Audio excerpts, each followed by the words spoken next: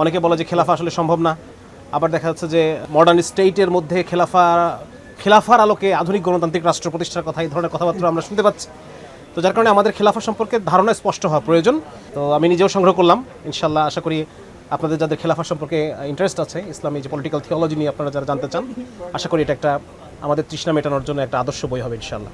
কিন্তু আফসোস, যদি বলা হয় যে খিলাফত সম্পর্কে আপনার ধারণা কি, সে ক্লিয়ার কাট উত্তর দিতে পারছে না। যদি বলা হয় গনিমত, ফাই, আনফালের কি পার্থক্য, বলতে পারবেন। সো আমরা আশা করব যারা খিলাফত নিয়ে, ইমারত নিয়ে এবং শরিয়ত নিয়ে কাজ করতেছেন, তাদের কাছে খিলাফত, ইমারত, শরিয়তের ক্লিয়ার একটা ধারণা থাকবে।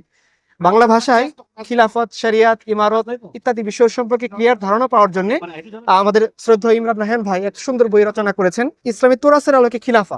খেলাফা নিয়ে যেহেতু আমাদের একটা জিম্মাদারি, প্রত্যেক উম্মার শাসন ব্যবস্থা কি, মুসলিম উম্মার খেলাফা, রাজতন্ত্র না, গণতন্ত্র না, খেলাফা হলো আমাদের মূল শাসন ব্যবস্থা।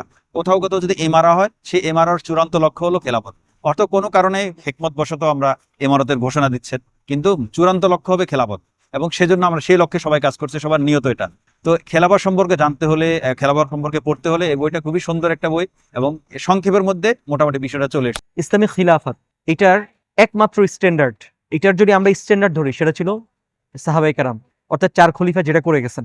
এরপর থেকে সালাফরা প্রতি যুগে যুগে কম বেশ আমরা ইসলামী খিলাফতের বিভিন্ন ছায়া দেখতে পাই।